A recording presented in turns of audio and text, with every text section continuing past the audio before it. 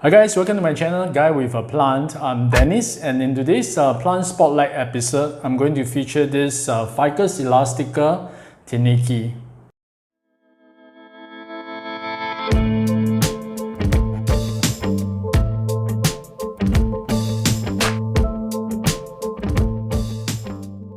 This is one of the first 5 houseplants that I bought since I started the journey 18 months ago.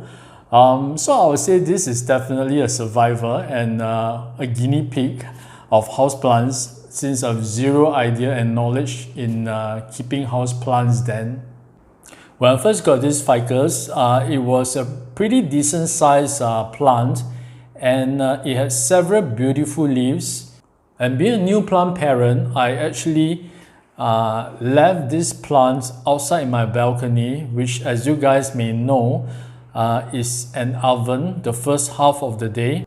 So that's a newbie mistake number 1. I didn't acclimatize the plant into very bright light. I just assumed that it will appreciate it, and I moved it with direct sun. But that was a big no-no because most of the leaves got burnt. So these are some examples of old leaves that were burnt, and in fact most of the leaves were pretty badly burnt. I was patient enough and I brought it into the house, still giving it very bright light, and slowly but surely the older leaves drop off, as you can see from the stems. These are where the old leaves used to be. But slowly the new leaves grew out, and yeah, I would say they are looking bigger and nicer than ever. Actually, in the first 2 to 3 months of this ficus under my care, it wasn't really growing much. In fact, there were no new growth at all, and I can see that the lower leaves were turning yellow, so I was really concerned. I learned that this plant needed very bright light but indirect light. And I also learned something called acclimatization. So if you want to move this to a brighter spot, you can, but you got to do it really slowly. The Ficus elastica is native to east of South Asian and Southeast Asian countries like Malaysia, Myanmar, India and China. But the tineke is a cultivar. This is a cultivated Ficus elastica. Let's talk a little bit about its care requirements, and we'll start off with watering, which is a very critical aspect to the health and the success of this ficus, because as you know, most ficus, they do not like to be overwatered. They do not like to be sitting in puddles of water pots.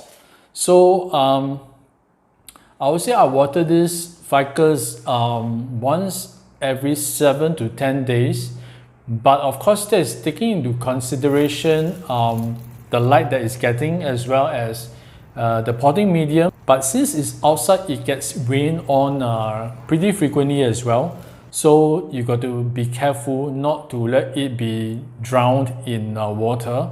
And your watering schedule must take into consideration the rainy season as well, because if it gets rain on every other day, you got to stop watering altogether, because then that will be way too often. Okay, next, hand in hand with the watering is the potting medium. So when I first got this plant, it was in this very dense potting medium. It was almost like garden soil. But the plant was pretty happy actually, so it didn't protest or anything. But since I repotted it, because it was toppling over, the structure of the plant started to grow sideways. I don't know, I think it's because the roots were being exposed and it wasn't anchored properly. So when I repotted this, I took the chance to actually change the potting medium as well to something that is more well draining. I think it benefited from it because there was a sudden growth spurt, and it gave me many new leaves, and till now it's still giving out new leaf every other day. So how the new leaf comes out is that there will be a red sheath that is protecting the leaf, and then as the leaf unfurled, of course the sheath will drop away and then it will slowly open up. It's very beautiful and it's very fun to watch. There is this new baby plant that's growing at the base of the original plant. There is almost a replica of the parent. It's really cute. I gave it an aeroid mix, but I don't think it's necessary as long as it's something that is well draining but still able to retain some moisture. So this is my potting medium, my potting mix, which includes perlite, pumice, cocoa chips, as well as bark. That is my go-to potting mix for something that is very loose and airy. Next, humidity. This ficus doesn't require crazy amounts of humidity, just room levels will be fine. And my humidity level here is not very high. So what you can do is to give it a tray of pebbles and water underneath the pot, or you can actually group the plants together to actually give it better humidity. I mean, that's pretty common advice, but I have no issue with this because this pot of ficus is pretty much by itself. I mean, it's near to some plants, but they are not really, very close together. So I think humidity is not really an issue. I don't have any pest issues with this ficus, even though I know it can be pretty prone to mini bugs, spider mites, as well as scale. But so far, I've not seen any pests on this plant at all. But as a preventive measure, what you can do is to keep cleaning the leaves with water that is with a little bit of dish soap on a regular basis. I mean, it's a good thing to keep the dust off.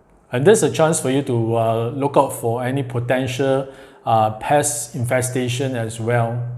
I've not propagated this ficus before, but I do want to let it grow out a little bit bigger and taller before I start to chop it up. You can actually propagate this by stem cutting. So you just cut off part of the plant with nodes as well as some leaves, and then put it in water for it to root. You can actually remove some of the lower leaves to give it more energy to produce roots. But from my understanding, it will take quite some time before the cutting will start to root, probably between 3 to 4 months. Once it's rooted, you can just stick it into a pot with potting medium.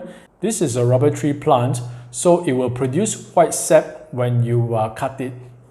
I fertilize this every once a month with a liquid fertilizer, and sometimes I do add a little bit of neutral coat, the slow release fertilizer, but most of the time I don't. I think the liquid fertilizer is enough. So of course, if you give it really bright light, you've got to probably feed it more in addition to watering it more. But again, do not over fertilize. This plant doesn't need it. Okay, one last thing I want to mention about this Ficus elastica, or ficus in general, is consistency. Once they are used to certain environment, they do not like to change. So don't keep changing the location or the position of this plant because you wouldn't like it.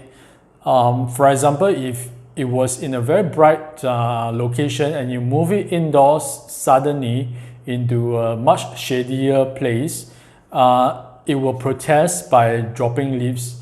So don't do that. Thank you for watching this Plant Spotlight episode. I hope you have found this information useful, and if you like contents like that, do consider subscribing to my channel and to give this video a thumbs up. Meanwhile, take care. I shall see you again in my next episode. Remember to show your plants some love.